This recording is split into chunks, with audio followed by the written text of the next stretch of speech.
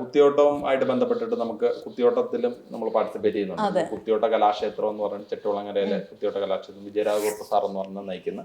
അപ്പൊ അതുമായിട്ട് രണ്ട് ചടങ്ങുകളിലും ഇവന് ഇതുണ്ട്. ഇപ്പൊ കുത്തിയോട്ട പാട്ടുകളും വഞ്ചിപ്പാട്ടുകളും അങ്ങനെ നമ്മുടെ ഓണാട്ടുകാരുടെ ഒരു സംസ്കാരവും ഇതെല്ലാം ഇവന് അലിഞ്ഞു ചേർന്നു എന്നുള്ളത് ഭയങ്കര ഭാഗ്യമാണ്. ശരിക്കും ഈ സംസ്കാരങ്ങളെല്ലാവേ ഈ പുതിയ ജനറേഷൻ വരുമ്പോ പോകുന്നു നമ്മൾ ഭയക്കുമ്പോ ഇത്ര കുഞ്ഞും അത് അല്ലെ അത് കണ്ടിന്യൂ ചെയ്ത് പോകുക. ഏറ്റവും പ്രത്യേകം എന്ന് വെച്ച് കഴിഞ്ഞാൽ ഞങ്ങളൊരു 2014 മുതൽ നമ്മുടെ കലോത്സവ വേദികളിൽ വഞ്ചിപ്പാട്ടുണ്ടായിരുന്നു. അപ്പൊ 2014 മുതൽ തന്നെ ഞങ്ങൾ പഠിപ്പിക്കാനായിട്ട് നമ്മൾ കുറച്ച് പേരായിട്ട്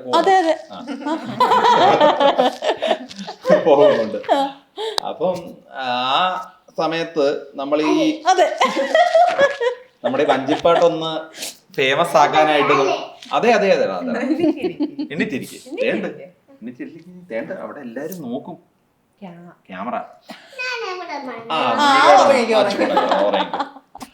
അപ്പം ഇങ്ങനെ നമ്മള് അപ്പൊ ഈ ശൈലി വ്യത്യാസമുണ്ട് എന്ന് വെച്ച് കഴിഞ്ഞാൽ 14 ജില്ലകളിലും ഈ വഞ്ചിപ്പാട്ട് ഐറ്റമായിട്ട് വരും നമ്മുടെ കലോത്സവ വേദിയില്. അപ്പൊ അന്നത്തെ മലപ്പുറം മുതല് അപ്പൊ നമ്മള് ഇതിന്റെ പുറകെ നടക്കുമായിരുന്നു. നമ്മൾ ആറന്മുള വള്ളപ്പാട്ട് ഇങ്ങനെയാണ്, ഈ ശൈലിയാണ്, ഇതൊക്കെ എന്ന് പറഞ്ഞിട്ട് നമ്മൾ ഒത്തിരി നടക്കുമായിരുന്നു എന്ന് വെച്ച് കഴിഞ്ഞാൽ അതൊന്ന് പ്രചരിപ്പിക്കാൻ വേണ്ടിട്ട്.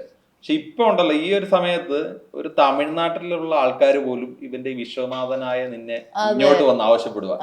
അപ്പം ഇത്ര ഈ കൊച്ചുകുട്ടിയിലൂടെ അത് പ്രചാരം പെടുത്തിയത് ഭയങ്കര ഒരു അത്ഭുതമാണ്, നമ്മുടെ ഭാഗ്യമാണ്. ശരിക്കും മറ്റേ എന്റെ കണ്ണാ പൊന്ന് അത് കേൾക്കുമ്പോ തന്നെ നമുക്ക് മറ്റേ ഇങ്ങനെ രോമാഞ്ചം വരും. ആദ്യം എന്ന് വെച്ച് കഴിഞ്ഞാൽ 1ാമത്തെ വയസ്സ് മുതൽ നമ്മുടെ ഈ പ്രദേശത്ത് വീഡിയോ വൈറലായി വന്നിരുന്നു.